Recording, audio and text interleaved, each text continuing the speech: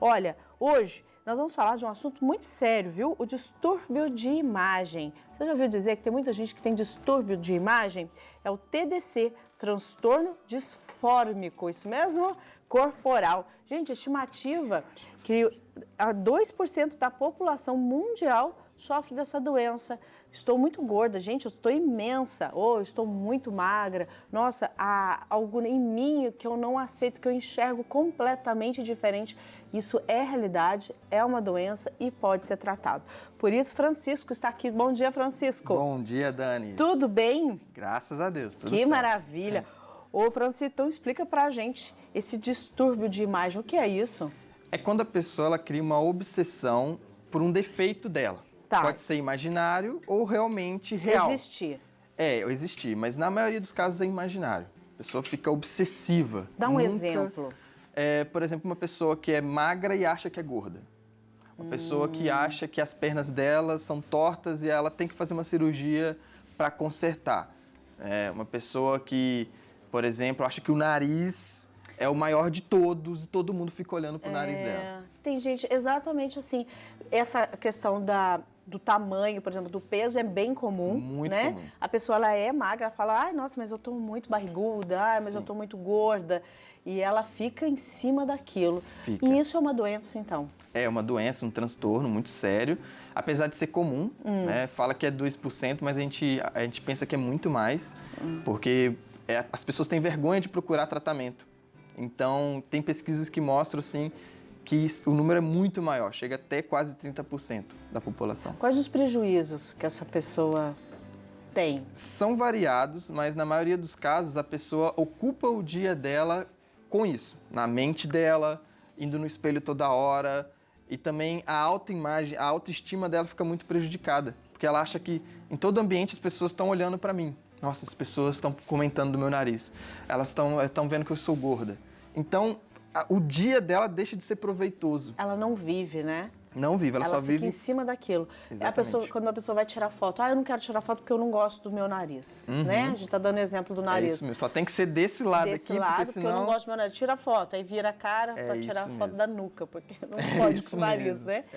E ela fica só naquilo. Então ela não consegue, dar um exemplo, na escola ela não vai bem porque ela coloca a culpa no nariz. Isso, não consegue fazer uma apresentação porque todo mundo vai olhar para ela, vai estar em destaque, né? Ela ou ele.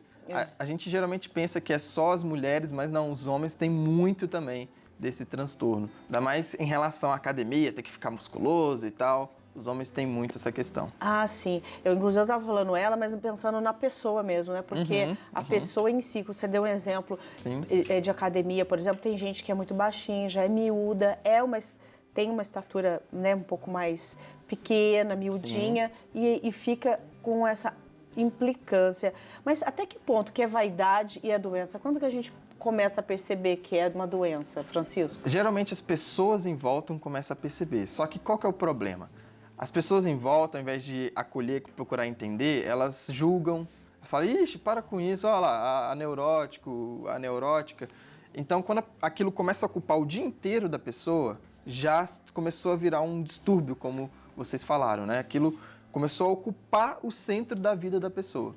Então, a autoestima dela é ligada a isso, a felicidade dela, a realização da pessoa é ligado àquele possível defeito que ela tem. Mas, Francisco, então ajuda a gente, quem tem em casa, né, algum parente, amigo, colega no trabalho, né, que fica extremamente, pessoa às vezes com cabelo, né, tem gente que levanta horas mais cedo para arrumar o cabelo, que não gosta do cabelo. É claro que isso pode ser um sintoma também de outras doenças, né? Sim, com certeza. Que a pessoa possa ter. Mas como a gente pode conseguir falar para essa pessoa que isso é uma doença e que ela precisa de tratamento? Primeiro, é um desafio, né? É um desafio. Eu gosto sempre de lembrar a pessoa quando ela não estava com esses comportamentos, né? Tipo, como é que era a sua vida? Isso era o centro da sua vida? Quando passou a ser? E aí, se a pessoa... não, sempre fui assim. Então, vamos ver outras vidas. Vamos ver como é que é. Pergunta pro seu tio, pra sua tia, pra sua mãe. Pergunta se isso é o centro. Começa a ver, começa a comparar. Olha, nossa, calma aí, parece que eu coloco isso como prioridade. Será que eu quero colocar isso como prioridade? E estudar sobre, ver vídeos. Tem muitos vídeos de muitas pessoas a pessoa clareia a mente. O problema é quando ela se fecha. Mas se ela pesquisa, opa, nossa, eu tenho um problema. Isso aqui sou eu. Né? Você então está querendo dizer que a gente só consegue fazer com que o outro vá se ajudar se ele quiser. Se ele quiser, se ele perceber. Se conscientizar. Por exemplo, para vir aqui eu estudei, vi vários vídeos, né? Tenho alguma experiência prática, mas para reforçar. E nos vídeos, nos comentários, as pessoas, sou eu tenho isso. Muitas pessoas. Então, falando em vídeo, como as redes sociais, elas impactam no desenvolvimento desse transtorno? Esse transtorno aumentou exponencialmente com a vinda das redes sociais. Por quê? O que é mais belo? O que tem mais curtida? Né? Aquele corpo esbelto, magro, aquele corpo forte, né? Então, as pessoas usam isso como comparação. E os familiares não ajudam também, né? Não sei você, mas eu passo muito por isso. Quando eu emagreço um pouquinho, a gente recebe elogio. Olha, ele emagreceu. Faz tempo que eu não tenho esse elogio. Como você emagreceu? Não tem, né? Pois é, não tem. Mas as pessoas elogiam. Então, acaba que a gente acaba reforçando A gente acredita nisso, né? Pois é, a gente sente o todo, né? Olha, estou bonito, né? Então, reforça a gente. Isso acaba... A gente vê nas redes sociais e fala, é verdade. Só quem tem esse corpo é bonito, é aceito. Eu preciso chegar nesse ponto. Exatamente. E aí eu tô distante disso. Então, eu tenho que ficar neurótico, ocupar minha mente com isso para poder chegar. E esse tipo de transtorno também pode prejudicar ou pode acarretar ou desenvolver outros transtornos? Sim. Quais, por exemplo? Depressão. Né? Como a vida da pessoa ela se torna aquilo, a pessoa não vai se realizando tendo pequenas coisas, prazeres da vida, né? A ansiedade e o principal transtorno alimentar, né? Por quê? Eu tenho que ter aquele corpo, eu tenho que ter aquela característica. Vou parar de comer, vou fazer uma dieta louca, então o transtorno alimentar, né? Que é batata, assim. Geralmente a pessoa que tem transtorno alimentar tem um distúrbio de imagem ali, tem uma dismorfia, como a gente fala.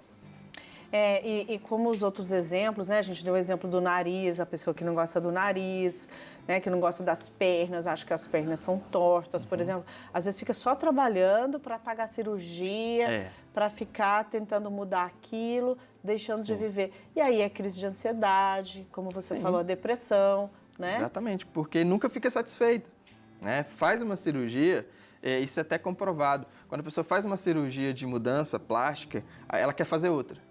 Nunca tá bom, né? Nunca tá bom. Esse é o ser humano, né? É o ser humano. É um buraco que existe na nossa vida, todo mundo tem, que sempre vai ter uma insatisfação. Então, quando a gente identifica e sabe que uma insatisfação nos acompanha, a gente para de tentar ficar sanando essa insatisfação. A gente vai levando, porque se a gente decorda para essa insatisfação, haja, né? Exatamente. Mas então, conta para mim, aonde que tá esse problema? Onde que é a raiz desse problema, desse transtorno? Olha só, eu vejo que é na família. Porque se a família valoriza essa questão corporal, essa questão da imagem, valoriza de uma forma benéfica, a pessoa tende a não desenvolver esse transtorno. Então, assim, quando a família acaba reforçando esse estereótipo, né, essa imagem do belo que tem nas redes sociais, a pessoa ela mergulha e vai adoecendo. Eu vejo isso na minha experiência prática. Né?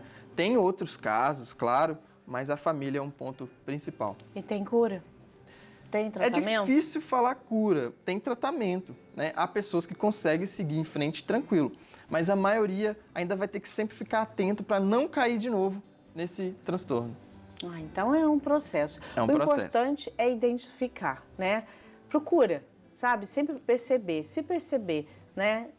O que está sendo muito exagerado, se você está realmente refém de alguma coisa que está fazendo você mudar a sua rotina, a sua vida.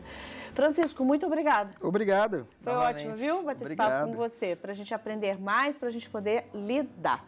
Gente, nós vamos pro intervalo.